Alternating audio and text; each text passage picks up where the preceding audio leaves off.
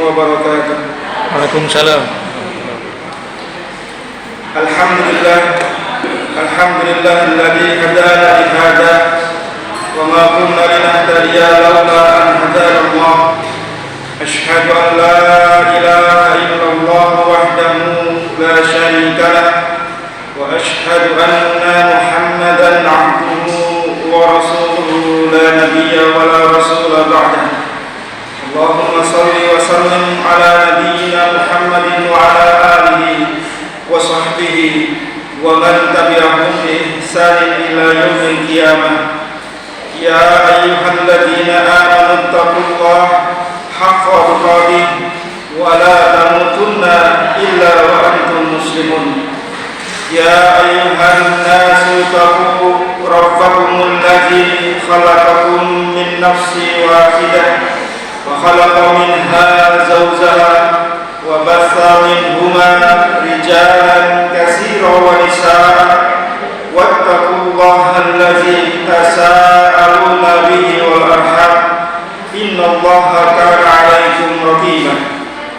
Ya ayyuhalladzina amanu taqullaha wa qulu qawlan sadidan yuslih lakum a'malakum wa yaghfir lakum dhunubakum wa man yuti'illaha wa rasulahu faqad faza fawzan 'aziman. Amma ba'du, wa inna asdaqal hadisi kitabullah wa khairal huda huda Muhammadin sallallahu alaihi wasallam wa syarrul umuri muhdatsatuha wa kullu muhdatsatin bid'ah wa kullu bid'atin dhalalah wa kullu dhalalatin fin-nar. Ma'asyiral muslimin, Bapak Ibu sekalian jemaah rahimani wa rahimakumullah, segala puji dan syukur kita hanya untuk Allah Subhanahu wa taala atas nikmat-nikmat yang Allah limpahkan kepada kita, terkhusus nikmatnya iman, nikmatnya Islam, nikmatnya kita beragama di atas tuntunan sunnah Nabi sallallahu alaihi wasallam, serta nikmat saat ini Allah mudahkan langkah kaki kita untuk menuju majelis yang mulia ini dalam kondisi sehat. Allah berikan kita keluangan waktu dan dimudahkannya kita untuk melaksanakan amal-amal saleh yang lain, yang semoga Allah jadikan setiap langkah kaki kita menuju tempat ini sebagai pemberat timbangan kita nanti di hari kiamat. Yang kedua, salam serta salawat untuk Nabi kita yang mulia Rasulullah sallallahu alaihi wasallam, beserta keluarga, para sahabat serta seluruh pengikutnya. Jamaah yang dimuliakan oleh Allah Subhanahu wa taala, kita akan memasuki bab baru, yaitu tentang birrul walidain. Bab tentang berbakti kepada kedua orang tua. Kedua orang tua adalah manusia yang paling berjasa dan utama dalam diri seorang hamba. Makanya Allah Subhanahu wa taala perintahkan dalam berbagai tempat dalam Al-Qur'an agar seorang anak berbakti kepada kedua orang tuanya dan bersungguh-sungguh untuk mencari amalan-amalan yang terbaik adalah amalannya para salaf kita terdahulu. Para salaf kita terdahulu, orang-orang salaf kita terdahulu, itu biasa mereka mencari amal-amal yang mudah untuk mereka kerjakan dan mereka bersungguh-sungguh untuk mengamalkannya. Mengapa? Karena mereka paham usia mereka terbatas, kemampuan mereka untuk beramal pun juga tidak banyak, kesibukan dan seterusnya. Maka mereka, para salaf kita terdahulu, sering bertanya kepada Nabi SAW, dan kita bisa dapati dalam hadis-hadis Nabi. Mereka bertanya kepada para sahabat tentang perkara-perkara yang paling utama. Contoh, ketika para sahabat bertanya kepada Nabi kita SAW tentang iman apa yang paling utama, qultu ya Rasulullah ayyul a'mali afdal. Ya Rasulullah, amal apa yang paling utama? Apa jawaban Nabi? Al-iman billah. Nabi menjawab dalam kesempatan itu, iman pada Allah adalah amal yang paling utama. Ini menunjukkan para salaf kita terdahulu, para sahabat Nabi SAW, itu bertanya tentang sesuatu yang sangat-sangat bermanfaat, yang sungguh-sungguh untuk mereka kerjakan. Karena mengingat tadi usia terbatas, adanya kesibukan dan berbagai macam hal. Terkadang mereka bertanya tentang amal yang paling dicintai oleh Allah. Ketika mereka bertanya, ya Rasulullah, ayul a'mali ahabbu ilallah, ya Rasulullah, amal apa yang paling dicintai oleh Allah? Maka Nabi menjawab, qala as-salatu ala waqtiha, salat di awal waktu. Dan pertanyaan-pertanyaan yang lain yang sering para sahabat bertanya tentang sesuatu yang paling penting. Maka ini menunjukkan jemaah sekalian bahwasanya para sahabat itu sangat-sangat bersungguh-sungguh ketika bertanya tentang suatu hal untuk kemudian mereka amalkan. Dan di antara sekian banyak pertanyaan itu pula, maka Nabi SAW pernah ditanya pula tentang amal yang paling dicintai oleh Allah Subhanahu wa taala. Kemudian beliau menjawab di Sahih Muslim nomor hadis 85, as-salatu ala waqtiha, summa birrul walidain, summa al-jihadu fi sabilillah. Ketika Nabi ditanya, ya Rasulullah, amal apa yang paling dicintai oleh Allah? Maka beliau menjawab, yang pertama adalah sholat di awal waktu. Karena seringkali kita jumpai diri kita mungkin sering menunda-nunda waktu sholat dengan beralasan masih sibuk, masih ada banyak kegiatan, waktu sholat masih panjang, kemudian kita suka menunda-nunda waktu sholat. Padahal sholat di awal waktu itu adalah amal yang paling dicintai oleh Allah Subhanahu wa taala. Kemudian yang berikutnya apa? Birrul walidain, berbakti kepada kedua orang tua. Setelah Nabi sebutkan tentang amal yang terkait dengan haknya Allah, maka kemudian Nabi sebutkan amal yang terkait dengan haknya sesama manusia, yaitu apa? Birrul walidain. Yang paling dekat, yang patut untuk kita berbuat baik adalah kedua orang tua kita. Kemudian summa beliau katakan al-jihadu fi sabilillah, kemudian berjihad di jalan Allah Subhanahu wa taala. Pernah datang kepada Nabi sallallahu alaihi wasallam seorang pemuda, seorang laki-laki kepada Nabi sallallahu alaihi wasallam, ja'a rajulun ila Nabi sallallahu alaihi wasallam di Sahih Muslim nomor 254, yasta'dzinuhu fil jihad, meminta izin pada Nabi untuk berjihad bersama Nabi sallallahu alaihi wasallam. Hukum asalnya aja sekarang, berjihad itu adalah fardu ain jika diperintahkan oleh ulil amri. Tetapi jika tidak diperintahkan oleh ulil amri, maka hukumnya fardu kifayah. Kata para ulama ketika mensyarah hadis Muslim ini, orang yang bertanya kepada Nabi bukan berkenan fardu ain untuk jihad, tapi untuk fardu kifayah. Sehingga dia kemudian bertanya pada Nabi untuk diizinkan berjihad. Maka Nabi mengatakan apa? Faqala ahayyu walidah, apakah kedua orang tuamu masih hidup? Nabi dia mengatakan qala na'am, iya Rasulullah, keduanya masih hidup. Maka Nabi mengatakan fa fihi ma fajahid, ulanglah engkau, berjihadlah dengan berbakti kepada keduanya. Ini menunjukkan isyarat bahwasanya berjihad itu butuh dengan izin dari orang tua. Kata para ulama, ketika seorang berjihad yang bukan fardu ain, yang sifatnya fardu kifayah, itu harus izin pada 3 orang. Yang pertama adalah izinnya ulil amri. Ulil amri mengizinkan, maka orang ini berangkatlah berperang. Kemudian yang kedua, kalau itu jihadnya fardu kifayah, adalah izinnya kepada kedua orang tuanya. Sebagaimana hadis tadi di Sahih Muslim nomor 254. Nabi menyuruh dia pulang untuk berjihad dengan cara berbakti kepada kedua orang tuanya, itu sepadan dengan jihadnya dia di medan peperangan. Kemudian yang ketiga apa? Yaitu izin dengan orang yang dia memiliki hutang piutang. Kalau seseorang akan pergi berjihad, kemudian dia hutang kepada si A, si B, maka dia harus sampaikan kepada si A, si B yang memiliki uang, bolehkah dia pergi jihad? Kalau diizinkan oleh si A atau si B yang punya uang, maka silakan dia pergi. Karena nanti kalau dia tidak diizinkan pergi, dia tetap pergi, kemudian dia pulang tanpa membawa badan, hanya tinggal namanya saja. Lalu bagaimana dengan hutangnya? Maka kalau yang memiliki uang tidak memberikan izin, maka tidak boleh berangkat. Karena siapa yang akan nanti hutangnya? Karena nanti seorang mujahid fisabilillah yang meninggal di jalan Allah kemudian masih memiliki hutang, maka nyawanya tergantung di langit-langit yang tidak akan sampai pada surganya Allah Subhanahu wa taala. Ini menunjukkan bahwasanya orang yang memiliki keinginan untuk berjihad jika masih punya hutang-hutang, dia harus selesaikan dulu urusannya.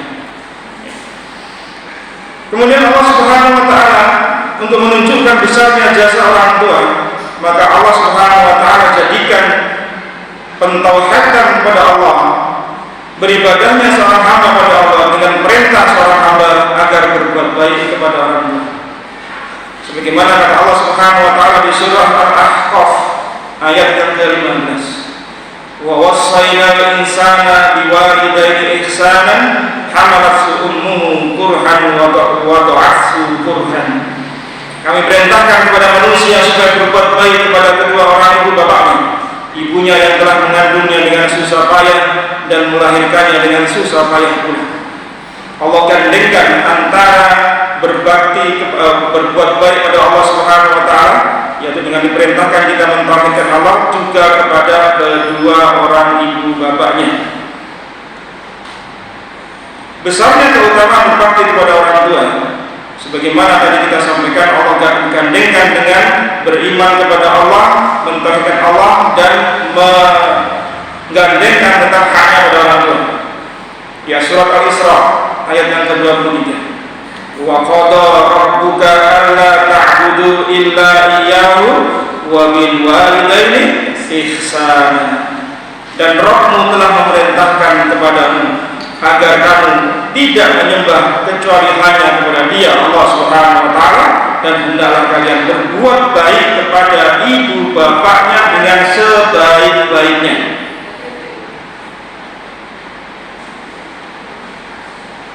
Kata Ibnu Abbas radhiyallahu anhu ketika mengomentari ayat ini, Al-Isra ayat 23, di dalam Al-Quran ada 3 ayat itu yang senantiasa bergandengan.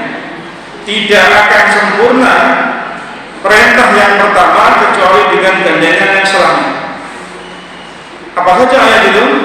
Kata Ibnu Abbas radhiyallahu anhu, contoh yaitu firman Allah Subhanahu wa Ta'ala ketika Allah berfirman, ati Allah wa atiur Rasul.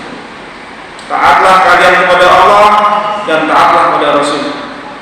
Di An-Nisa 59 atau di Al-Maidah ayat 92 atau di An-Nur 54 dan beberapa ayat yang lain, Allah sering gandengkan apa? Ati Allah wa atiur Rasul. Ati Allah wa atiur Rasul.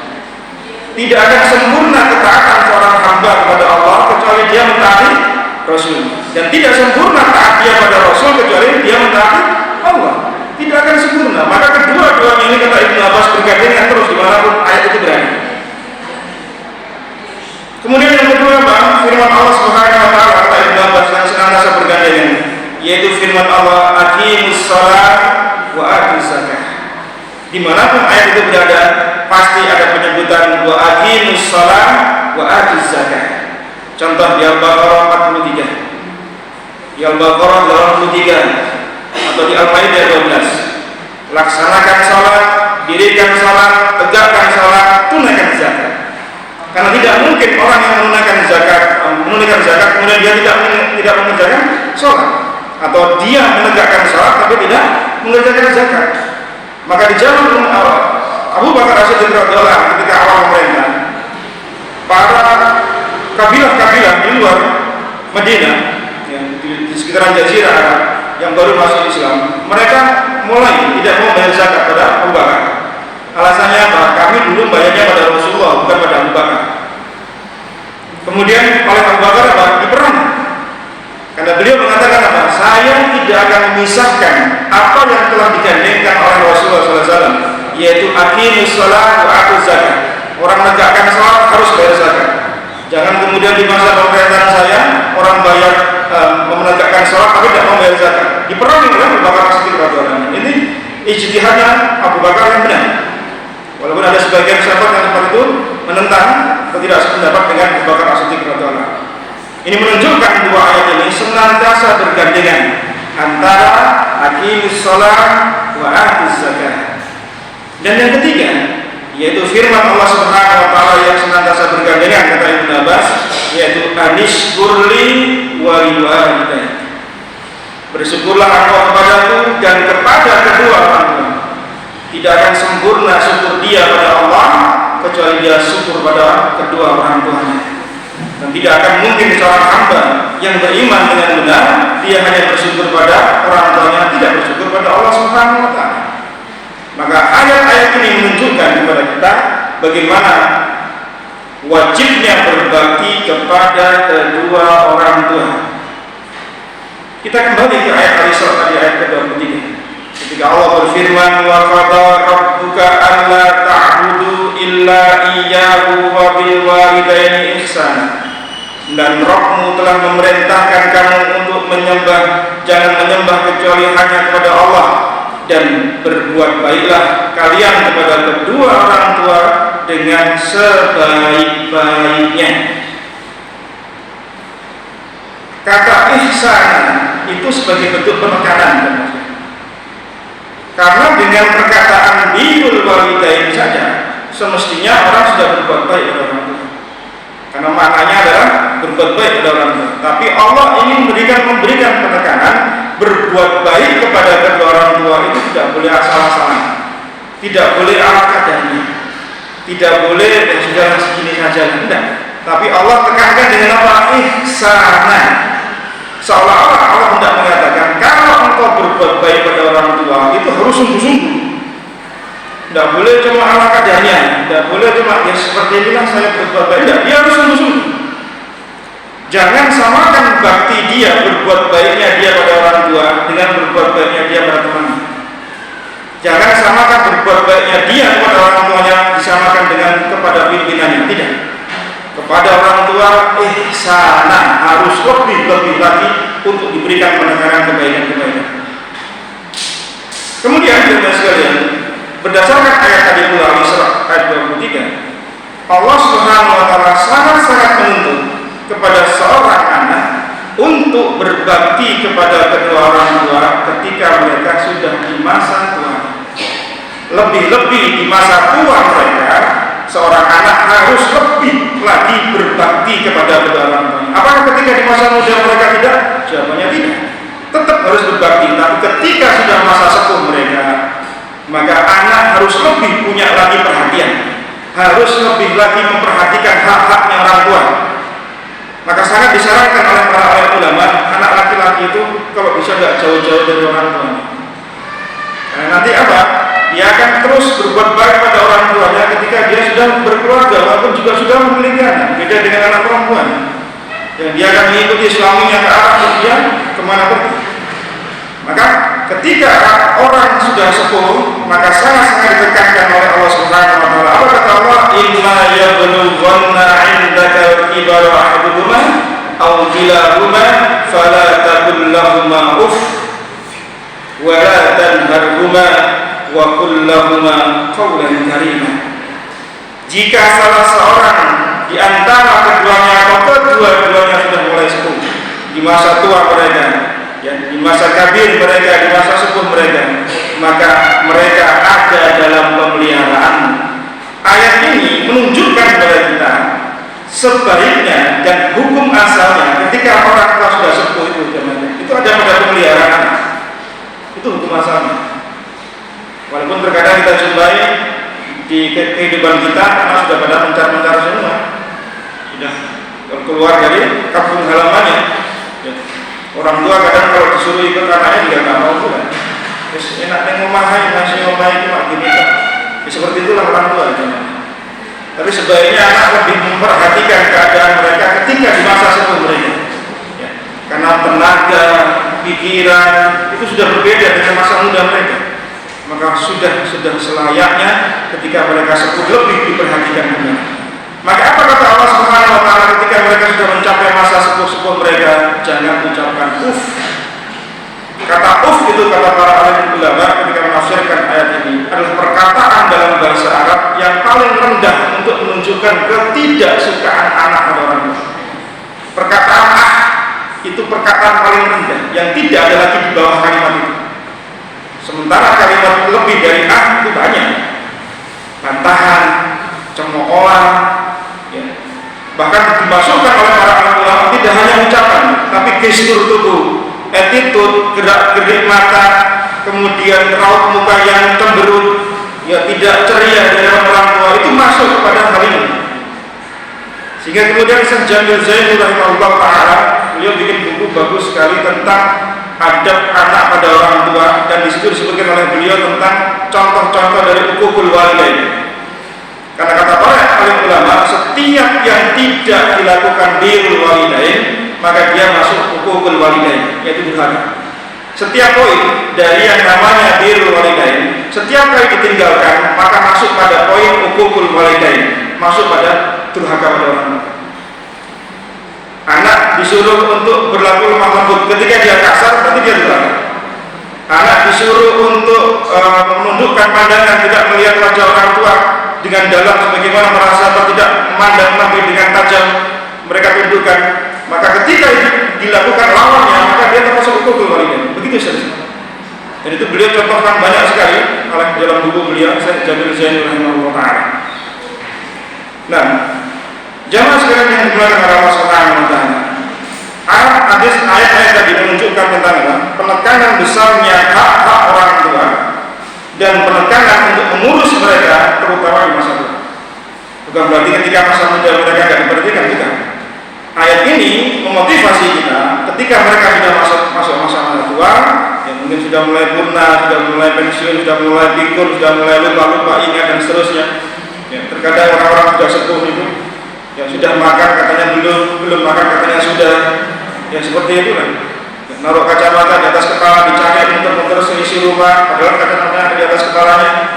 Ya itu orang tua aja. Kembali lagi ketika mereka masa kanak-kanak, maka anak itu dituntut untuk lebih sabar ketika dia membersamai orang tua di masa tuanya. Jangan sedikit-sedikit anak itu mengatakan pada orang tuanya, wah jadi cerewet, tidak boleh. Perkataan seperti itu termasuk uququl walidain. Kita sering kan kadang kalau diperintah oleh ibu kita berkali-kali, atau mereka mungkin cerita yang diulang-ulang, tahu cerita itu, wis hafal bolak-balik diceritanya. Sering nggak kita orang tua kita cerita hal yang sama berkali-kali? Dengarkan saja, ya. Walaupun kita sudah hafal ceritanya, endingnya kita hafal. Paling nanti begini ceritanya. Dengarkan saja. Kenapa? Itu bentuk bakti anak. Di sisi yang lain, berarti cerita itu betul, karena diulang-ulang terus, bukan cerita bohong. Atau memori yang ada pada benak orang tua itu sangat terkesan dengan cerita tadi, sehingga pun diulang-ulang. Maka anak itu sewajibnya, seharusnya menundukkan di hadapan orang. Nanti kita bahas tentang adab-adab. Oh iya Ustaz, saya itu kalau sama orang tua ngomong itu saya nunduk loh. Mereka ngomong saya nunduk aja, ternyata nunduknya main HP. Nunduk terus, jawab WA temennya, WA teman kerjanya, WA istrinya. Orang banyak ngomong, ini mantap-mantap, tapi dia apa? Nggih, boten depan. Nah ini bahaya ya Mas. Gestur, attitude seperti itu, gerak-gerak tubuh kita hindari, jangan sampai itu termasuk bagian dari uququl walidain. Nah, kemudian di antara adab-adab yang disebutkan oleh penulis, dan saya tambahkan dengan yang lainnya, panjenengannya kan nonton ini. Speed saya kurangi ya.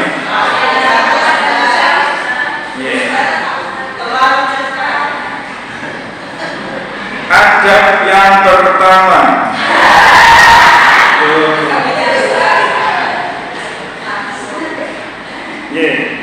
berdasarkan buku yang kita pegang, dan insya Allah akan kita tambahkan referensi dari yang lainnya.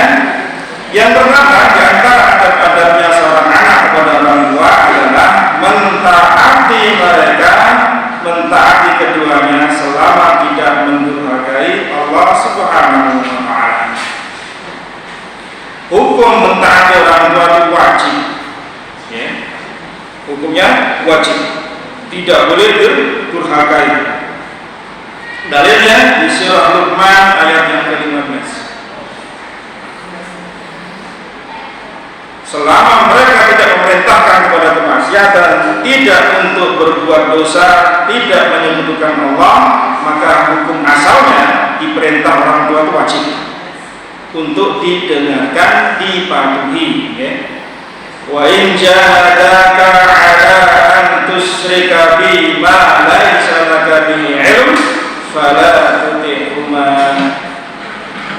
Dan jika keduanya memaksamu untuk mempersekutukan Allah, maka jangan engkau ikuti mereka, jangan taati yang itu semua tidak ada ilmunya. Fala tuti'huma. Perintah Allah jelas bahwasanya tidak boleh taat kepada orang tua ketika mereka memerintahkan kepada kemaksiatan, kepada dosa, kepada hal-hal yang diharamkan. Sa'ad bin Abi Waqqas radhiyallahu anhu pernah diuji dengan keadaan ibunya. Ketika dia di usia 17-18 tahun sudah masuk Islam, menjadi as-sabiqun al-awwalun. Ujian datang dari ibunya. Ibunya yang sangat sayang pada Sa'ad bin Abi Waqqas memerintahkan Sa'ad bin Abi Waqqas untuk keluar dari agama Islam, kembali kepada agama nenek moyang. Apa yang dilakukan ibunya supaya Sa'ad kembali kepada agama nenek moyangnya? Ibunya mogok makan, mogok minum. Tidak makan, tidak minum, untuk menarik perhatian Sa'ad bin Abi Waqqas. Sampai 3 hari kemudian ibunya jatuh pingsan. Kemudian Sa'ad bin Abi Waqqas mendatangi ibunya dengan mengatakan, wahai ibu, Anda yang mempunyai 100 nyawa, masing-masing keluar satu persatu meninggal dunia, saya tetap beragama Islam. Kemudian setelah ibunya Syiman mengatakan, ya Sa'ad, bukankah Allah perintahkan engkau untuk taat pada orang tua? Jadi ternyata orang kafir pun juga pakai dalil kita. Dia tahu, ibunya tahu kalau Allah perintahkan anak untuk berbakti sama orang tua, dipakai dalil sama ibunya. Ibunya perintahkan untuk tidak taat, untuk keluar dari agama Islam, ya. Maka kamu harus taat, ibumu perintahkan. Maka tidak boleh yang seperti itu, ya. Kemudian Rasulullah SAW juga bersabda di hadis riwayat Bukhari dan di Sahih Muslim. Ini lafalnya Sahih Muslim. La ta'ata fi ma'siyatillah, innama ta'atu fil ma'ruf. Tidak ada ketaatan untuk durhaka Allah, karena sesungguhnya ketaatan itu hanya pada yang ma'ruf. Asbabul wurud keluarnya hadis ini adalah suatu ketika Nabi SAW memerintahkan satu peleton pasukan untuk pergi berperang. Kemudian pemimpin pasukan itu di malam hari perintahkan untuk membakar kayu untuk dijadikan api unggun. Kemudian pimpinannya mengatakan kepada pasukannya, silakan kalian masuk satu persatu ke api unggun ini. Kemudian pasukannya bimbang, bukankah kita diperintahkan untuk menjauh dari api? Tapi ini pemimpin memerintahkan kita untuk taat. Kemudian dibawalah berita ini kepada Nabi SAW. Maka Nabi mengatakan, andai kalian tadi itu masuk ke dalam api itu, kalian tidak akan keluar selama-lamanya sampai yaumul qiyamah. Kemudian keluarlah perintah Nabi tadi, la ta'ata fi ma'siyatillah, innama ta'atu fil ma'ruf. Tidak ada ketaatan untuk mendurhakai Allah, karena ketaatan itu hanya pada yang ma'ruf. Pimpinannya itu salah dalam memerintahkan pasukannya untuk apa? Masuk ke dalam api, itu salah. Maka tidak boleh kita mentaati pimpinan atau siapa saja yang memerintahkan seperti itu. Maka keluarlah hadis ini tadi, la ta'ata fi ma'siyatillah, innama ta'atu fil ma'ruf.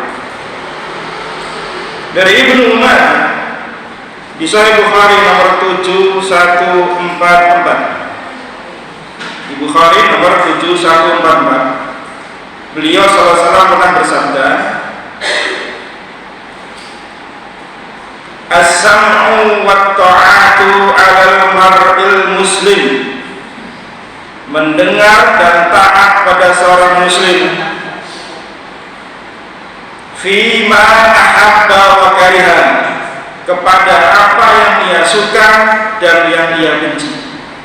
Malam yumar bi maksiat, selama tidak diperintahkan untuk bermaksiat. Jadi hukum asalnya seorang muslim kalau diperintah oleh ulil amri, oleh pimpinannya, maka dia harus sam'i wa ta'ah, harus dia dengar dan taat, baik dia suka maupun tidak dia suka. Karena sebagai bentuk apa? Bentuk dia loyalitas kepada pimpinan. Selama apa? Tidak bermaksiat pada Allah. Fa'ida umira bi maksiatin fala sam'a wala ta'ah.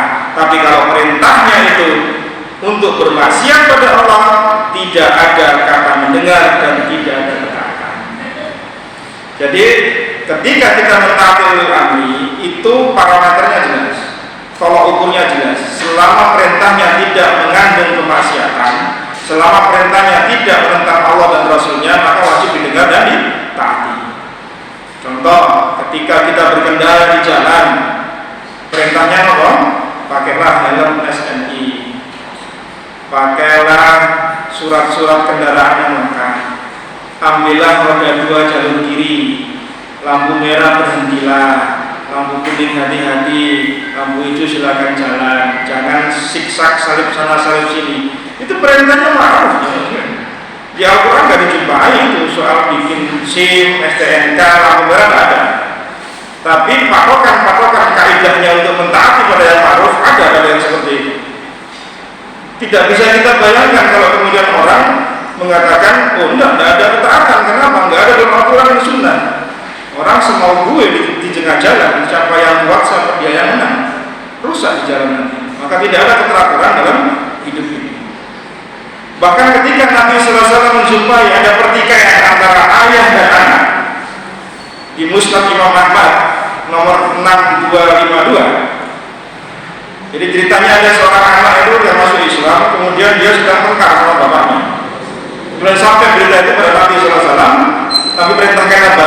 Ati abah madama ayyan wala ta'si. Taati bapakmu, taati ayahmu selama dia hidup, dan jangan kamu mendurhakainya. Jadi ketika ada anak sedang bersengketa sama bapaknya, Nabi perintahkan si anak ini tidak durhaka membangkang orang tuanya. Si anak diperintahkan apa? Untuk tetap mentaati, tidak durhaka pada bapaknya selama dia masih hidup. Faedahnya apa?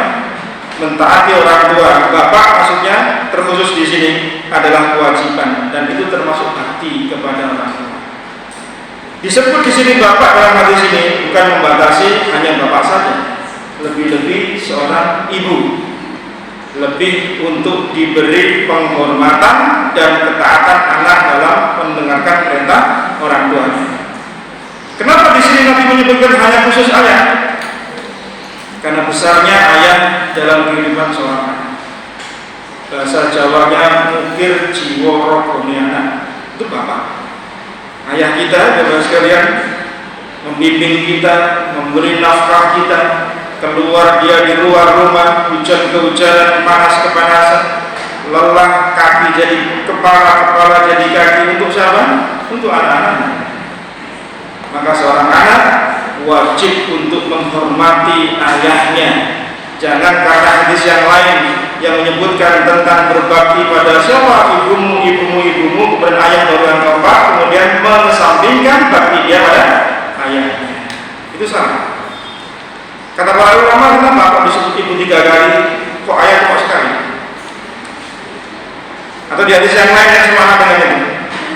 Karena menunjukkan ibu itu lemah, sehingga anak kadang lebih mudah berani dengan ibunya dibanding dengan bapaknya. Terus kamu ketemu anak itu biasanya lebih berani sama ibunya atau sama bapaknya? Biasanya ibunya kalau bapaknya datang, ya itu loh, yang dilapori bapaknya dia biasanya. Secara psikologis seperti itu, ya, secara wakil yang terjadi memang seperti itu. Maka Allah perintahkan, Nabi perintahkan anak itu berbakti pada ibu, memperhatikannya lebih 3 kali lipat dibanding bapak. Karena tadi itu anak lebih mudah untuk berani dengan ibunya dibanding dengan bapaknya, ya, karena lemahnya fisik dan psikologinya kaum wanita. Oleh karena itu jamaah sekalian rahimahullah, karena tadi Nabi perintahkan adalah la ta'ata fi ma'siyatillah, jangan kalian mentaati kedua orang tua selama mereka mendurhakai Allah, dan ketaatan itu hanya pada yang ma'ruf. Maka kita anak, ya, janganlah mengikuti jejak orang tua kita atau nenek moyang kita yang ternyata bermaksiat pada Allah Subhanahu wa taala. Banyak kebaikan, banyak dalil-dalil yang kuat yang terbantahkan atau dilemahkan hanya gara-gara alasannya apa? Aku cari orang tua, ya, aku ngikutin nenek moyang. Contoh di surah Hud ayat ke-87. Di situ Allah menceritakan tentang kisahnya Nabi Syuaib dan kaumnya. Apa perkataan kaumnya Nabi Syuaib kepada Nabi Syuaib alaihissalam? Qalu ya Syuaibu as-salatuka ta'muruka an naksruka ma ya'budu abauna aw an naf'ala fi amwalina ma nasya. Mereka berkata, kaumnya Nabi Syuaib, ya Syuaib, apakah salatmu menyuruh kamu agar kami meninggalkan apa yang disembah oleh bapak-bapak kami, atau melarang kami berbuat apa yang kami kehendaki tentang harta kami? Jadi kaumnya Nabi Syuaib tetap berpegang teguh dengan apa katanya nenek moyang. Nenek moyang mengatakan A, dalil datang B, tetap dia katakan A. Sebagaimana kata para mufassir ketika menafsirkan surah Hud ayat 87, menunjukkan tentang kejahatan kaumnya Nabi Syuaib alaihissalam, sehingga kemudian Allah turunkan nabi dari kaumnya sendiri, yaitu Nabi Syuaib. Ingat, setiap nabi itu diutus pada kaumnya sendiri, karena mereka lebih paham tentang psikologi kaumnya, kemudian kedudukan kultur kaumnya, sehingga Allah turunkan setiap nabi rasul itu pada kaumnya sendiri, karena kaumnya kenal dengan nabi tersebut. Kata para mufassir, ada 3 kejahatan besar yang menimpa orang-orang kaumnya Nabi Syuaib alaihissalam. Yang pertama yaitu mereka mensekutukan Allah Subhanahu wa taala. Kaumnya Nabi Syuaib itu menyekutukan Allah Subhanahu wa taala dengan menyembah sebuah pohon besar namanya pohon Al-Aikah. Maka mereka umatnya Nabi Syuaib yang menyembah pohon tadi disebutkan Ashabul Aikah, penduduk yang menyembah pohon besar namanya Al-Aikah. Dia punya keberkahan kata mereka. Yang kedua, di antara bentuk kejahatan besarnya kaumnya Nabi Syuaib, Ashabul Aikah ini yaitu apa? Menghalang-halangi orang dari luar kampungnya Nabi Syuaib untuk mendengarkan dakwahnya Nabi Syuaib. Jadi kalau ada orang dari kampung jauh datang ke negerinya Nabi Syuaib untuk mendengarkan kajiannya Nabi Syuaib, maka dilarang, dihalang-halangi. Dengan cara apa? Dipegang, dirampok, ditakut-takuti, supaya tidak mendengarkan dakwahnya, haknya Nabi Syuaib alaihissalam. Sepertinya peristiwa ini akan terus berulang sampai dengan detik hari ini. Ada orang mau ikut kajian, tidak boleh, jangan radikal, jangan nanti ya. Itu ternyata zaman dahulu sudah ada seperti itu. Dakwahnya Nabi Syuaib itu dihalang-halangi, tidak didengar oleh orang lain. Kemudian kejahatan ketiga yang dilakukan oleh umatnya Nabi Syuaib alaihissalam yang berpatokan kepada agama nenek moyangnya itu, mereka zalim dengan harta. Maka tadi disebutkan di surah tadi Hud ayat 87, yaitu au an-naf'ala fi amwalina ma nasya. Apakah kamu menghalangi dari apa yang aku perbuat dari harta-harta kamu? Kenapa? Orang-orangnya kaumnya Nabi Syuaib itu bukan orang miskin, mereka sudah kaya. Tapi yang mereka lakukan dengan harta itu adalah apa? Mereka menggunakan timbangan untuk mencari harta yang haram. Kalau beli minta tambah, kalau jual dikurangi timbangannya, 1 on, setengah on, tapi berkali-kali lipat. Ini yang dilakukan oleh orang-orang kaumnya Nabi Syuaib, sehingga mereka kaya raya. Kemudian yang mereka lakukan juga tadi, ketika ada orang yang datang ke kampung mereka untuk mendengarkan kajiannya, dakwahnya Nabi Syuaib, dirampas harta. Kalau perlu dibunuh. Jangan sampai kemudian mereka datang untuk mendengarkan dakwahnya Nabi Syuaib. Ditambah lagi mereka menarik pajak yang sangat tinggi setiap kali melewati kampung mereka. Ini 3 kejahatan besar yang disebutkan oleh para ulama ketika mensifati orang-orang kaumnya Nabi Syuaib yang berpegang teguh dengan agama nenek moyang mereka.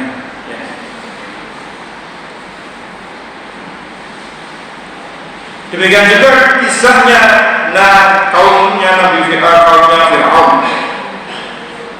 di surah Yunus ayat yang ke-78. Surah ke-10 ayat 78. Ini untuk tambahan faedahnya. Qalu ajitana litarfitana amma wajadna alaihi aba'ana. Mereka berkata, apakah kamu datang kepada kami, yaitu Nabi Musa dan Nabi Harun, untuk memalingkan kami dari apa yang kami dapati dari nenek moyang kami untuk kita kerjakan. Jadi setiap kali jemaah orang yang berpegang teguh dengan ajaran nenek moyang yang salah, itu alasannya seperti itu. Nah, sehingga kemudian kalau kita diperintahkan pada hal itu, ya jelas kita akan menolak. Kenapa? Tidak sesuai dengan yang Nabi sebutkan tadi. La ta'ata fi ma'siyatillah, tidak ada ketaatan pada hal yang bermaksiat pada Allah Subhanahu wa taala. Ini menunjukkan kepada kita, dan kisah-kisah Nabi yang lain sama tentang bagaimana mereka orang-orang dahulu menjadikan sesembahan nenek moyang mereka, iktikad mereka kepada nenek moyang mereka sebagai bentuk hal yang menjerumuskan kepada kesesatan. Dan ini tidak boleh untuk kita hati.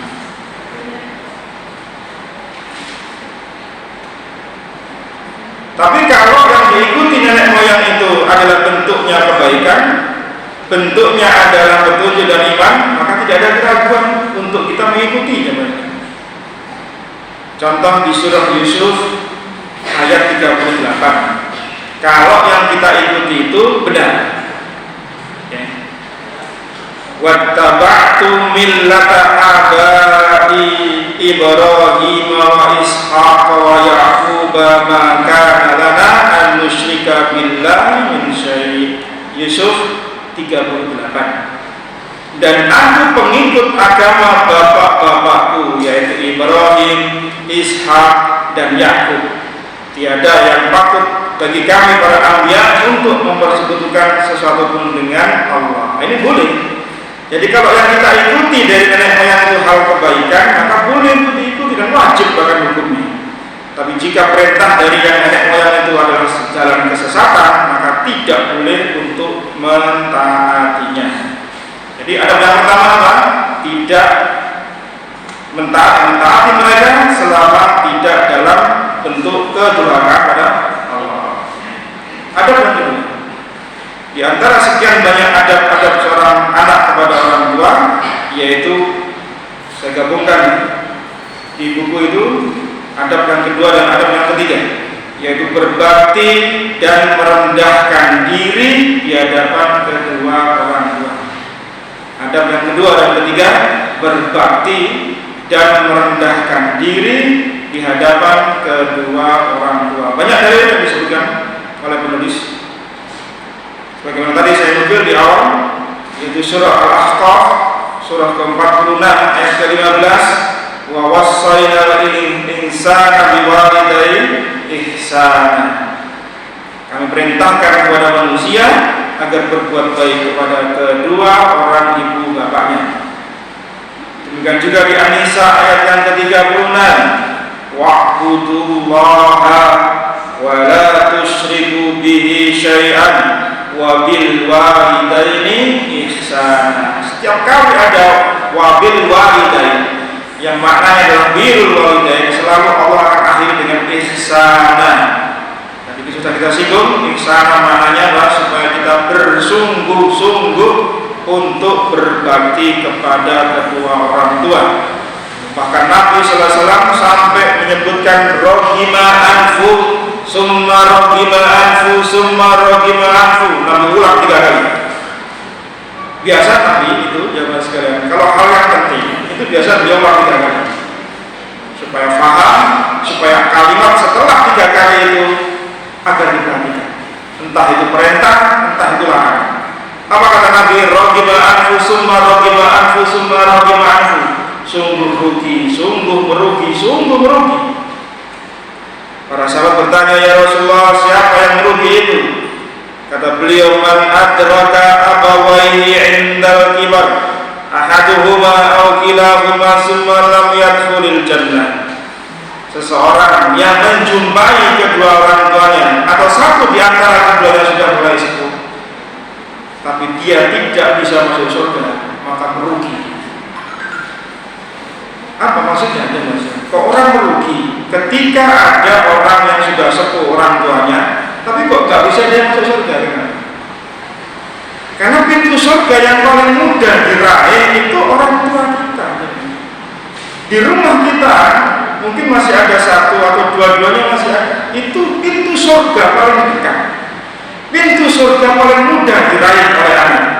Lah kok ketika ada anak menjumpai kedua orang tuanya masih bersama dia masih bertemu, masih membersamainya, entah satu atau keduanya, kok dia nggak masuk surga? Berarti apa sih anak ini?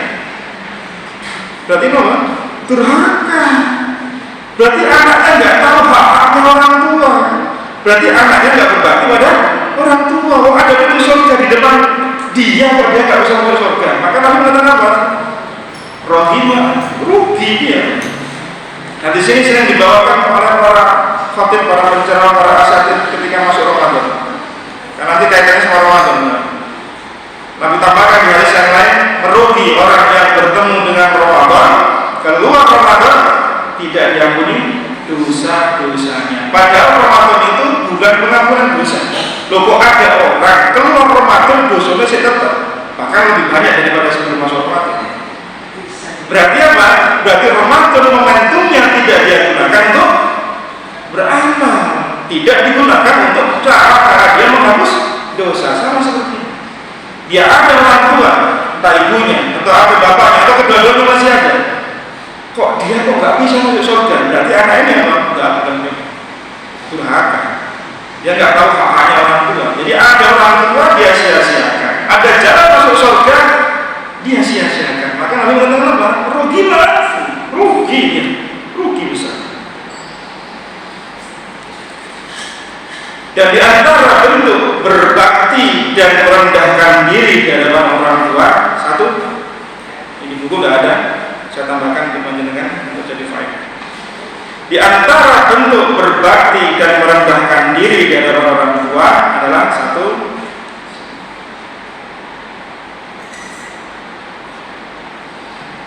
menghormati keduanya dengan cara tidak memandang keduanya dengan pandangan yang tajam. Menghormati keduanya ini sebagai bentuk kita ada pasal dengan orang tua. Merendahkan diri adalah kita hormati keduanya dengan tidak memandang keduanya dengan pandangan tajam dan tidak meninggikan suara di hadapan mereka. Jadi jangan sampai anak itu kita semua kan anak ya. Walaupun panjenengan sudah sepuh, ya tetap anak dari orang tua kita. Karena kita nggak keluar dari batu ya. Kita ini tetap anak. Makanya orang tua kalau walaupun anak kita sudah tua, pasti tetap dipanggil anak. Walaupun dia owner perusahaan besar, pejabat, tetap sama orang tua tetap dianggap anak, tetap anak. Ya seperti itu orang tua. Maka sebagai anak, ketika kita ada asal merendahkan diri, salah satunya bentuknya adalah kata para ulama, jangan pandang tajam orang tua. Jadi kalau ngobrol sama mereka, tundukkan pandangan. Kalaupun memandang, pandangan dengan pandangan rohani, jangan dipandang dengan tajam. Jangan meninggikan suara di hadapan mereka. Dalilnya adalah kita ambil istinbat dari Sahih Bukhari di nomor hadis 2731 dari sahabat Miswar bin Makhramah dan Marwan. Ia berkata, wa idza takallama khafadu aswatahum 'indahu wa ma yuhidduna ilaihi an-nazar ta'ziman lah. Bila beliau berbicara, maksudnya Nabi SAW, maka mereka merendahkan suara mereka para sahabat di hadapan Nabi, dan mereka tidak memandang dengan pandangan tajam kepada beliau sebagai bentuk apa? Ta'ziman, pengagungan. Jadi bukan karena takut, karena kalau ada orang itu dihindari karena takut terhadap lesan dan tangannya, maka orang ini buruk. Tapi kalau orang dihormati karena ketawaduannya, karena akhlakul karimahnya, maka ini orang mulia. Nah, Nabi itu, para sahabat memperlakukan Nabi seperti itu. Kalau Nabi sedang ngendikan, maka para sahabat langsung menundukkan suara mereka, tidak saut-sautan, tidak meninggikan suara di hadapan Nabi, tidak memotong pembicaraan. Itu termasuk adab. Jadi kalau Nabi berbicara, maka mereka dengarkan semua. Selesai Nabi baru mereka ngomong. Tidak boleh diinterupsi di tengah-tengah, tidak boleh. Itu kan bukan adab. Kemudian kalau mereka para sahabat memandang Nabi itu tidak berani tajam-tajam. Mereka menundukkan kepala sampai kata para perawi hadis ketika mensifati para sahabat ketika Nabi sedang dawuh kepada para sahabat, di atas kepala para sahabat itu seperti ada burung gagak.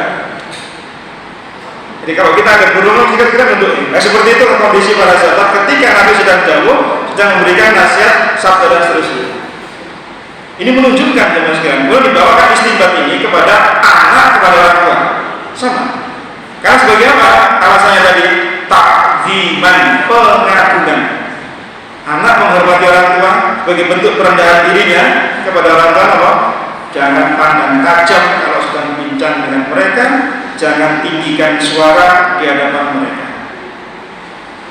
Yang kedua, di antara bentuk merendahkan diri dan menghormati orang tua adalah tidak mendahulukan untuk berbicara kepada kedua orang tua. Tidak mendahulukan untuk berbicara kepada kedua orang tua. Maksudnya apa? Kalau orang tua itu, kita bersama orang tua, jangan dului ngomong. Biarkan mereka yang sepuh-sepuh ngomong dulu, baru kita kalau beri izin, baru kita ngomong. Ini termasuk adab, baik bermajelis maupun adab ketika bersama langsung orang tua kita. Jangan dului orang tua ngomong, anak belakangan aja. Adab ini kita ambil istinbat di Sahih Bukhari Muslim, di kisahnya Ibnu Umar radhiyallahu anhu, semoga Allah meridhai kedua. Beliau berkata, Ibnu Umar, kunna indan Nabi sallallahu alaihi wasallam fa'atiya bi jummarin. Faqala, dahulu kami berada di sisi Nabi sallallahu alaihi wasallam, kemudian didatangkanlah bagian dari pohon kurma. Jadi ketika Nabi bermajelis, di situ ada Ibnu Umar. Ibnu Umar anaknya Umar paling muda. Di situ ada Abu Bakar, ada Umar, ada ada Ali, sahabat besar semua, sahabat-sahabat senior. Kemudian didatangkan setan dan pohon kurma. Inna minas sajari sajaratan masaluha kamasalil muslim. Kemudian Nabi bersabda, sesungguhnya di antara pohon adalah pohon yang menjadi permisalan bagi seorang muslim. Jadi Nabi kasih isyarat, ini ada pohon, yang pohon itu kayak permisalan seorang muslim. Apa maksudnya? Pohon itu bermanfaat dari ujungnya sampai akarnya. Ibnu Umar yang paling kecil di majelis itu tahu jawabannya. Itu pohon kurma itu. Dia mengatakan apa? Itu pohon kurma. Faida ana asgaru al-qaum fasakatu. Aku di majelis itu paling kecil, maka aku diam. Ibnu Umar tahu betul dirinya orang yang paling muda, maka beliau berikan kesempatan yang sepuh-sepuh untuk jawab. Tapi ternyata jamaah sekalian, sampai majelis itu selesai, tidak ada yang jawab. Kemudian Nabi mengatakan setelah itu, qala Nabi sallallahu alaihi wasallam, dia an-nakhla, dia adalah pohon kurma. Setelah pulang dari majelis tadi, kemudian setelah pulang dari majelis tadi, Ibnu Umar cerita sama bapaknya, wahai ayah, aku tadi tahu jawabannya Nabi, yaitu pohon yang ditanyakan Nabi itu pohon kurma. Umar mengatakan, kenapa tidak mau jawab? Sebagai seorang bapak kan seneng ya, kalau ada anaknya itu bisa jawab, jawab Nabi lah. Itulah orang tua ya, merasa bangga kalau anaknya memiliki sesuatu hal yang istimewa ya. Maka apa jawabannya Ibnu Umar?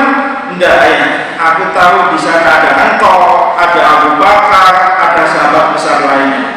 Aku masih anak. Lihat jemaah sekalian, dari hadis ini diambillah istinbat, diambillah pendalilan hukum, kesimpulan bahwasanya termasuk adab adalah tidak mendahului orang tua untuk berbicara, kecuali dia diberi izin. Itu pun kalau diberi izin, maka senantiasa anak-anak muda dikembalikan lagi kepada orang tua. Enggak, kan dengan orang yang sepuh. Nanti saya belakangan aja. Ya. Ini termasuk adab yang perlu untuk kita tiru. Termasuk pula ketika makan, jangan mendahului yang sepuh untuk mengambil makanan. Ya. Kalau ada di majelis itu orang sepuh, kemudian makannya model prasmanan, maka dahulukan yang sepuh dahulu untuk mengambil makanan. Loh, kenapa enggak orang yang punya rumah dulu aja yang ambil? Sunnahnya yang punya hajat itu belakangan ngambil makanan. Dia menghidangkan makanan, menghidangkan minuman untuk para tetamu, selesai semua maka dia baru ngambil. Jadi adabnya termasuk adalah tidak mendahului mereka ketika makan. Kalau saya di rumah ibu saya di Surabaya, itu saya kalau makan, saya tanya dulu sama ibu saya, ini makanan ini boleh saya ambil nggak? Karena saya khawatir nanti makan di meja itu ternyata kesukaan ibu saya, jadi saya nggak berani ambil. Padahal saya tahu itu makanan memang dibakar ibu saya, karena itu makanan kesukaan saya. Tapi sebagai bentuk adab, saya terapkan dulu apa? Saya minta izin sama beliau, boleh nggak saya ambil? Oh iya, ini gawang itu. Ibu saya mesti bilang gitu jawabannya. Tapi sebagai bentuk adab saya tanya dulu, boleh nggak saya ambil? Karena itu di rumah orang tua. Yang di rumah orang tua itu hartanya orang tua, tidak boleh anak kemudian semena-mena ambil hartanya orang tua tanpa seizin orang tua. Maka apa? Di antara adabnya tidak mendahului makan, tidak mendahului minum, tidak mendahului berjalan di depannya. Kalau berjalan bersama-sama ada orang tua, anak itu jangan mendahului depan orang tua, kecuali mereka kasih izin. Terus kalau ini apa ya? Kayak penunjuk jalan misalnya seperti itu boleh. Tapi hukum asalnya anak itu di belakang orang tua kalau berjalan. Itu adab Indonesia. Ya, sebagai bentuk apa? Merendahkan diri kita dari orang tua. Kemudian tidak masuk atau keluar rumah atau ketika di ruangan, setelah mereka keluar dulu baru kita keluar, atau setelah mereka masuk baru kita masuk. Jadi mempersilahkan yang sepuh dulu untuk keluar atau masuk. Itu sunnah dan adab dari para salaf kita terdahulu. Kadang-kadang anak-anak muda ini kurang etika, kurang adab, karena nggak belajar soal adab dan etika. Semoga ini sebagai peringatan untuk kita semuanya. Yang keempat, di antara adab yang disebutkan oleh penulis adalah berbicara dengan lembut di hadapan mereka. Kalau berbicara, dalilnya Al-Isra tadi ayat 23, fala taqul lahuma uffin wa la tanharhuma wa qul lahuma qawlan karima. Jangan kalian mengatakan kepada keduanya uff atau ah dalam bahasa kita, dan jangan kalian bentak mereka, dan perintah Allah apa?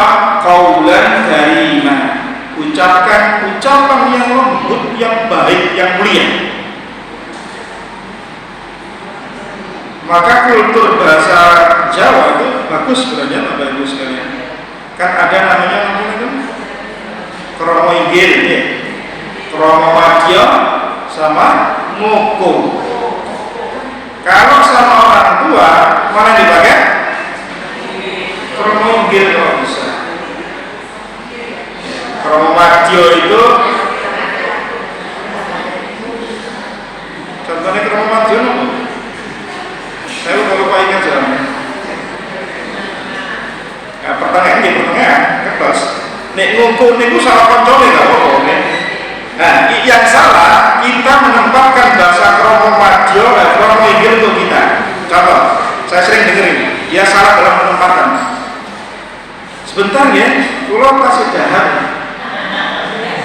Orang yang ngerti ya nahunya bahasa Jawa itu pasti lucu. Wong kok awake dhewe kok dikromo dhewe gitu.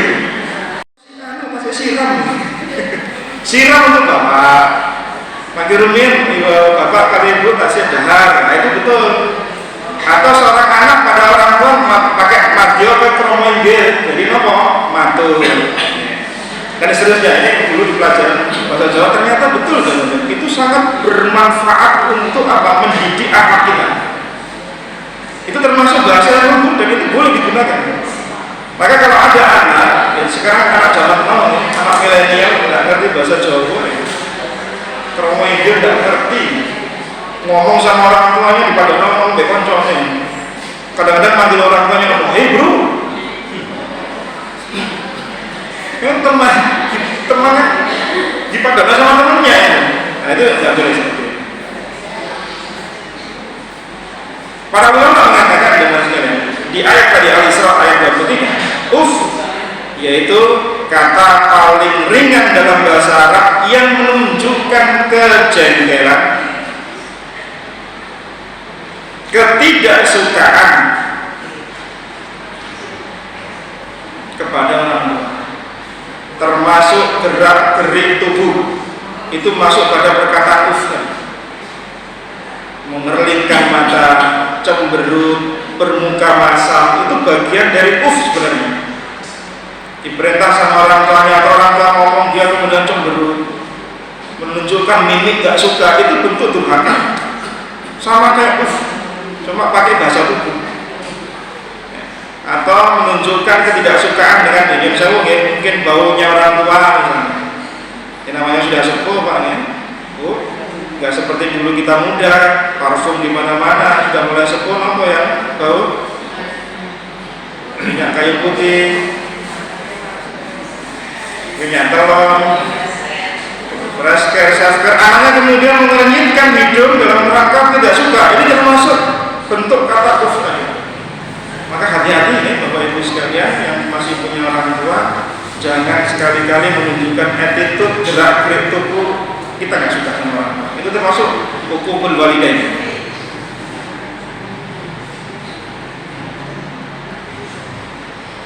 Kalau kita sebagai seorang murid ketika sampai berbicara pada guru-guru kita, pasti kita akan ngatur kalimat dengan baik. Orang tua itu haknya lebih besar daripada guru kita. Maka sudah seharusnya ucapan kita pun harus tertata rapi pada orang tua, harus lebih. Tapi gimana lagi, anak zaman sekarang nggak kenal pelajaran terminggir, jadinya ngomong sama orang tuanya ya samakan kayak temannya. Ini kurang bagus juga. Ya.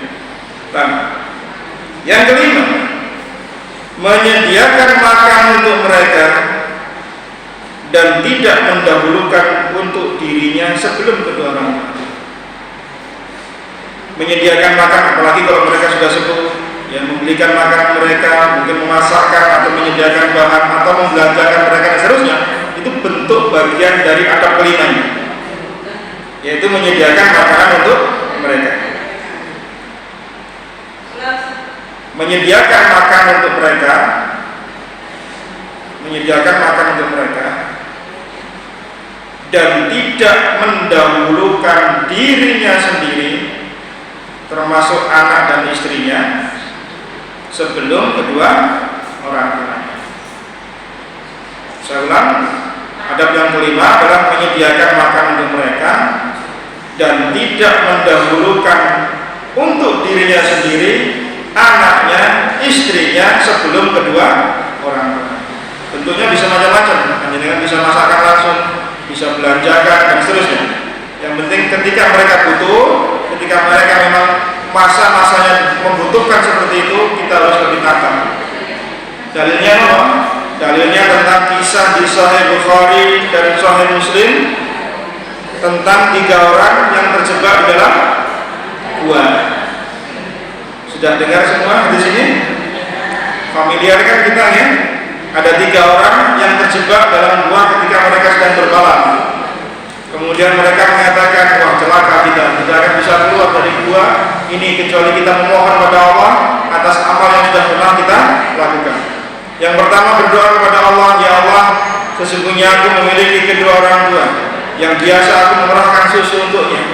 Suatu ketika aku masuk ke dalam hutan sehingga pulang larut malam, kemudian orang tuaku aku dapati sudah tertidur, tapi tetap aku perahkan susu untuk keduanya. Kemudian aku tunggu sampai mereka bangun.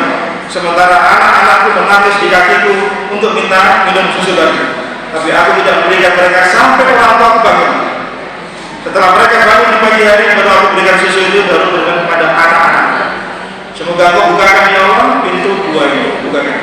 Nah, dalil ini dipakai oleh para ulama untuk menyebutkan bahwasanya berbakti kepada orang tua, salah satu yang memberi bentuk makanan minuman itu harus lebih didahulukan daripada anak SD. Karena apa? Ini bentuk bakti paling utama. Sehingga disebutkan oleh para ulama tentang tawasul yang disyariatkan dengan amal soleh berbakti kepada kedua orang. Terkhusus ketika mereka sudah tidak memiliki penghasilan, ketika mereka sudah purna, mereka sudah masa-masa sepunya lebih-lebih untuk seperti itu. Terkadang ada orang tua kita kan sudah pensiun tapi masih punya gaji pensiun tiap bulan. Ya. Tapi ada yang juga tidak. Ya banyak yang seperti itu. Maka anak yang tahu keberadaan orang tua seperti itu jangan diabaikan. Nafkahi mereka. Jangan sampai kemudian mereka orang tua meminta-minta belas kasihan pada tetangga kanan dirinya, sementara anaknya kaya raya, anaknya mampu, dibiarkan saja orang tuanya meminta-minta belas kasihan pada orang lain. Maka ini tidak benar. Ya. Yang keenam, di antara adab seorang anak adalah meminta izin kepada mereka sebelum berjihad dan pergi untuk urusan lain. Meminta izin kepada mereka, kepada kedua orang tua sebelum pergi berjihad dan untuk pergi urusan lain.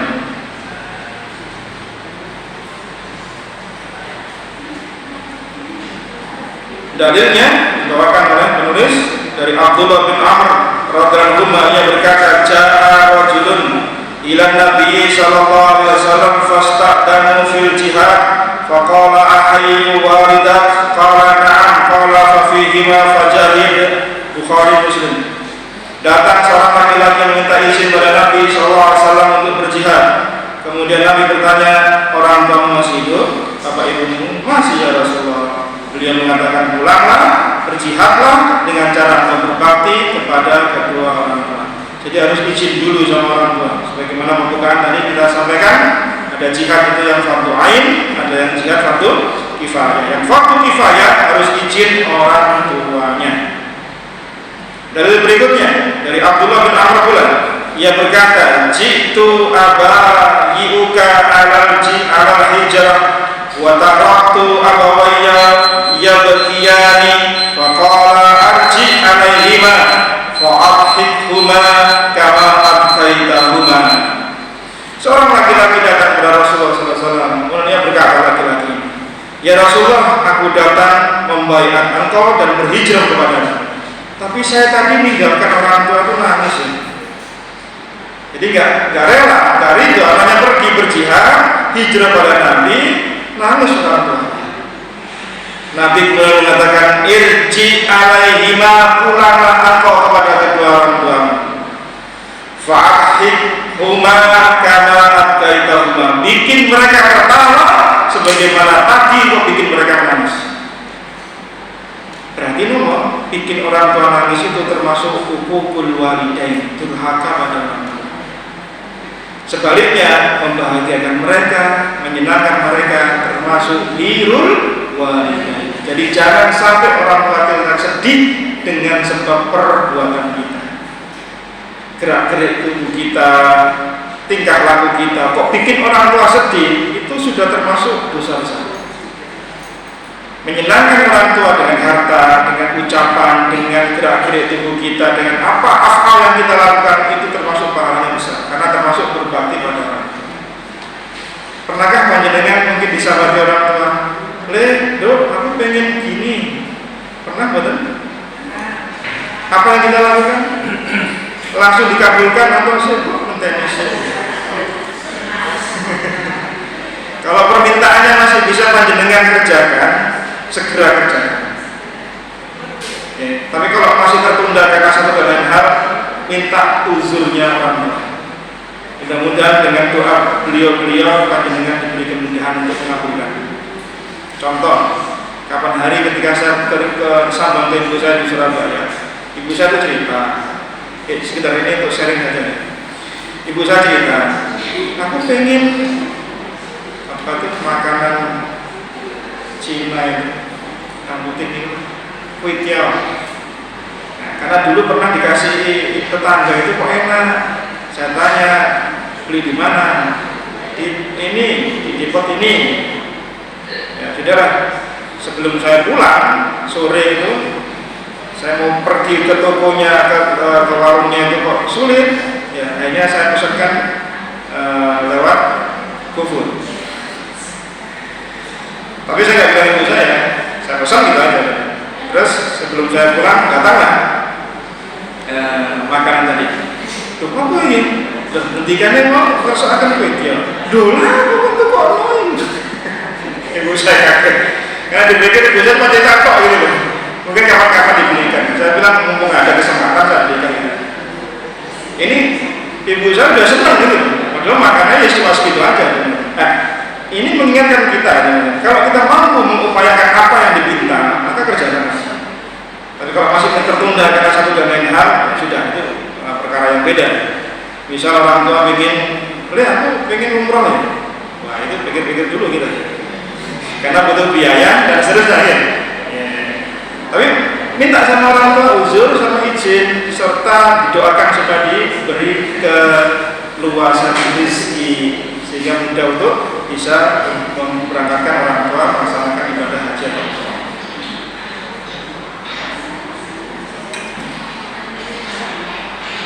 Maka jangan sampai membuat orang tua kita menangis. Nabi mengatakan apa tadi? Irji alaihima fa'akhidhuma kama abdaikuma. Pulanglah bikin mereka tertawa sebagaimana tadi engkau bikin menangis. Dalil berikutnya dari Abu Sa'id Al-Khudri radhiyallahu anhu di Abu Dawud nomor 2530. Ada seorang laki-laki hijrah dari Yaman, kemudian bertemu pada Nabi dan dia bertanya. Nabi bertanya, apakah kamu masih punya kerabat di Yaman? Laki-laki ini menjawab, masih ya Rasulullah. Siapa? Kedua orang tuaku. Nabi mengatakan apa? Apakah kamu sudah izin sama keduanya? Hijrah ke sini kamu sudah izin belum ke Madinah? Dia mengatakan, belum ya Rasulullah. Saya nggak izin kan. Maka Nabi mengatakan apa? Irji ilaihima fasta'dinhuma fa in adina laka fajahid wa illa fabirrohuma. Kembalilah, pulanglah, minta izin sama kedua orang tuamu. Kalau mereka kasih izin, maka pergilah ke berjihad, pergi kau ke sini hijrah. Kalau mereka tidak izin, maka tidak kasih izin, maka berbaktilah engkau kepada kedua orang tuamu. Nah, ini menunjukkan teman sekalian, untuk urusan jihad yang itu amal paling puncaknya dalam Islam itu harus izin orang tua. Apalagi pergi yang bukan untuk jihad, pergi mau taklim di rumah ada orang tua, kita masih ada orang tua kita di rumah, bilang sama orang tua, oh bidalunin adik taklim, kasih orang tua pemahaman, kasih pemberitahuan. Kalau nggak izinkan ya jangan pergi ya. Jika aja disuruh izin sama orang tuanya, kok sama Rasulullah, apalagi yang diperkara di bawah itu, maka lebih ya, apalagi anak kita zaman sekarang di masa sekarang terkadang mereka pergi kudus gitu aja. Loh, kamu yang di hari ini mau tahu-tahu udah sore pulang, kapan budaya ke moro-moro sebalik? Gak ada WA, gak ada pesan dan seterusnya. Di zaman sekarang ini kita harus lebih ekstra hati-hati. Panjenengan kalau baca di lamannya E100, setiap hari berikan apa? Kehilangan anak, kehilangan kerabat, bahkan yang kemarin saya baca kehilangan suami. Nggak tahu itu suaminya pergi kemana, saya nggak tahu. Kok bisa kehilangan suami itu? Ya di era digital, di era orang mudah mengakses berita dengan cara pesan WA itu kan mudah. Zaman dulu orang, saya tahun 90-an di bawah itu kan orang punya telepon itu Masya Allah sudah orang tua sekali itu kalau zaman kita dulu sekolah pulang, jam sekolah kok belum pulang, orang tua pasti akan bisa mau tanya susah juga, nggak ada WA, nggak ada handphone zaman dulu. Nah zaman sekarang ada anak keluar rumah nggak kasih izin orang tua plus nggak ngabari dia di mana. Banyak terjadi kan, dia pergi pergi tanpa bawa apa-apa, nggak izin, tak tahu gimana berapa hari, ceritanya buruk, endingnya buruk, ya itu sangat tidak bagus. Makanya perlu izin itu perlu. Karena jangan sampai membuat orang tua menjadi gelisah, khawatir dengan keberadaan kita di rumah.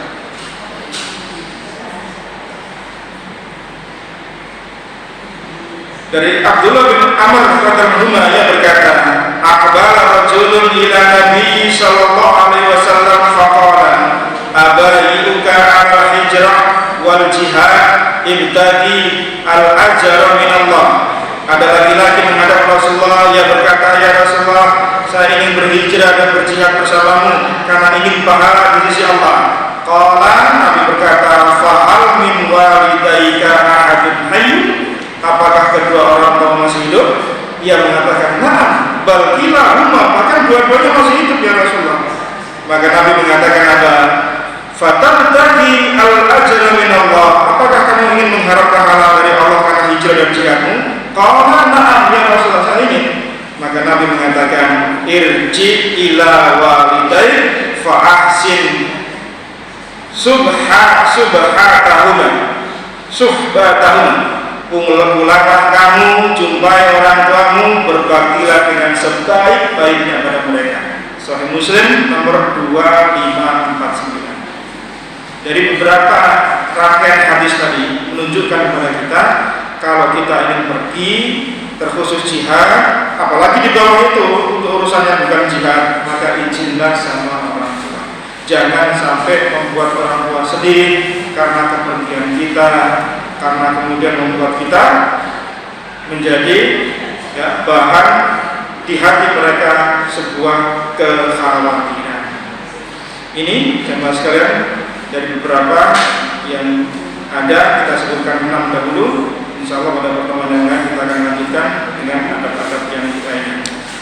Ingat, ketika kita berbakti pada orang tua terbagi menjadi dua, yaitu berbakti kepada mereka ketika masih hidup dan berbakti ketika mereka sudah meninggal dunia. Jadi nanti ada dua pembahasan besar yang dibawakan terkait dengan adab ini. Nah, barakallahu fiik, jazakumullah khair. Yang mau bertanya silakan. Ini ada satu pertanyaan. Bismillah, ibu dan suami menyuruh saya dalam waktu bersamaan. Ibu menyuruh beliin makanan, suami menyuruh buatkan kopi.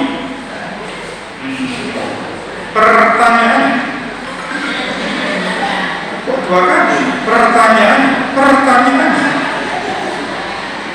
mana yang didahulukan, ibu atau suami, Pak Ustaz? Ya, seorang anak yang baik pasti menginginkan ridho orang tua plus ridhonya suami. Jangan sampai membuat kedua-duanya ketika ridho salah satunya atau kedua-duanya. Karena sudah berkeluarga, seorang istri itu yang didahulukan adalah suaminya terlebih dahulu, kemudian baru ibunya. Cepat bikin kopi, set, langsung pergi belikan sesuatu untuk ibu, atau minta uzurnya ke ibu dulu. "Bu, saya mau bikinkan suami kopi, nanti setelahnya saya mau beli." Insya Allah akan mudah.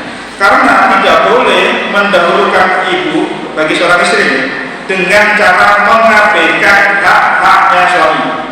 Itu tidak boleh. Membuatkan kopi itu termasuk hanya suami melayani, apalagi itu kopi kesenangannya suami ya. Dan itu kebiasaannya, di pagi hari dia harus minum kopi misalnya, dan istri tahu itu memang kebiasaan dia, maka itu sebagai bentuk kewajiban dia untuk berbakti pada suaminya. Setelah itu baru ke ibunya. Nah, karena tadi berbarengan, karena nggak bisa dikerjakan dua-duanya. Kalau bisa dikerjakan dua-duanya, alhamdulillah. Tapi nggak bisa dipilih, maka dipilihlah yang suami terlebih dahulu, baru kemudian ibunya. Jangan ibunya dahulu, kecuali suaminya begini, ya wes nggak apa, ibu diberikan dulu aja, kopinya nanti aja. Nah, alhamdulillah suaminya pengertian. Karena suami yang soleh, insya Allah tidak akan, ini perlu dicatat ya, suami yang soleh tidak akan mungkin menghalangi istrinya untuk berbakti kepada kedua orang tuanya. Itu suami yang soleh. Jangan sampai suaminya menghambat istrinya, terus gak usah menipu, terus gak usah bakti ya. Itu insya Allah suami-suami yang sudah ngaji sunnah dalam masalah. Jadi saling melengkapi insya kalau tidak ada keturunan tinggian. Tapi andai harus memilih, karena dia harus memilih, maka suami dulu baru ibu. Karena pakarnya kayak gitu. Yang jadi prioritas adalah suami baru ibu. Oke. Allah SWT. Mau terbalik? Kalau ada pertanyaan.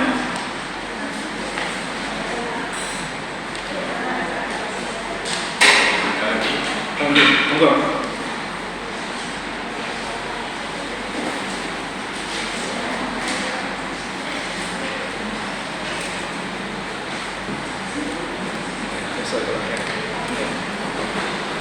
Ustaz, orang tua laki-laki saya agama Islam, kadang masih berbuat bid'ah. Kalau diingatkan marah-marah. Apa cara dan sikap saya kalau diingatkan marah?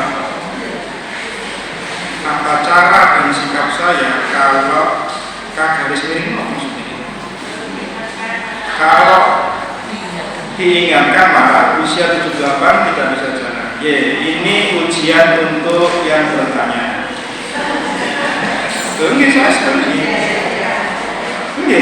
Karena masing-masing orang itu diuji dengan orang yang berbeda-beda, dengan karakter yang berbeda-beda. Ada anak diuji orang tuanya, ada orang tua diuji anak-anaknya. Banyak ujian macam-macam. Jangan berharap ujiannya enak terus. Nah, ini berarti panjenengan sedang diuji dengan Bapak. Semoga Allah memberkahi beliau. Panjenengan kalau mengingatkan, pelan-pelan. Satu. Yang kedua, ingatkan dengan hikmah. Jangan terkesan menggurui. Ingat orang tua, apapun dia, walaupun salah, tetap jangan menggurui sama anak. Itu sudah prinsip itu. Jadi apa yang menjadikan lakukan? Ya kalau beliau marah, panjenengan diam. Hatta salah pun kita diam. Karena itu bentuk takzim kita pada orang. Tapi ingatkan, kemudian jangan lupa di sepertiga malam terakhir, di sujud kita, di sholat kita, dan kesempatan lain berdoa kepada Allah agar beliau diberi oleh Allah petunjuk, hidayah, rahmah dan seterusnya. Itu cara kita. Andai pun ternyata belum sampai kesampaian dengan detik hari ini, panjenengan sama bersama beliau sampai beliau nanti dipanggil oleh Allah SWT. Itu cara panjenengan diberi oleh Allah dan dirahmati. Kalau orang tuanya itu sudah kenal sunnah, gak kejagaan kita, mungkin panjenengan gak akan ingatkan orang tua. Berarti gak ada apa-apa di sana. Ya mau bodoh-bodoh saat frekuensi. Tapi kalau belum seperti itu, maka panjenengan diberi oleh Allah nikmat untuk apa? Nasihatin orang tua. Tapi ingat, nasihat orang tua jangan nasihatin kayak sama temennya. Harus ada asal, harus pakai kata-kata paling lembut yang bisa kita mampu percaya. Beliau dengar, alhamdulillah. Beliau nggak dengar, mas pun itu sesuai kemampuan. Semoga Allah memberikan hidayah kepada Bapak yang bersangkutan untuk diberi hidayah di atas sunnah Nabi SAW. Sabar, boleh? Cekap. Terus satu lagi, monggo. Terus.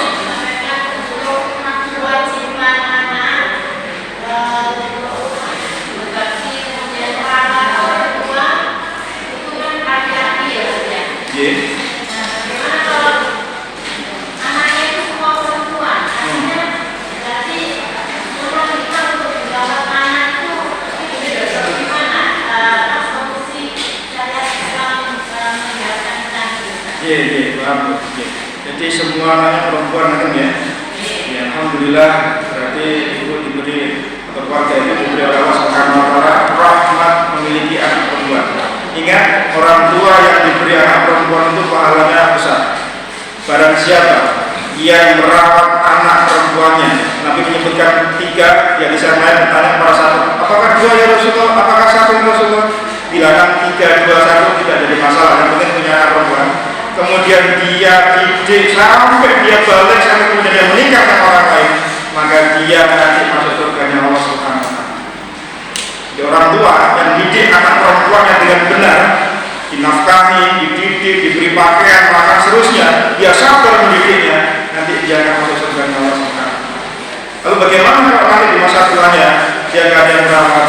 Maka minta sama anak-anak perempuannya, minta izin sama suaminya agar salah satu atau di antara mereka diajak untuk karena itu memang haknya si suami ya.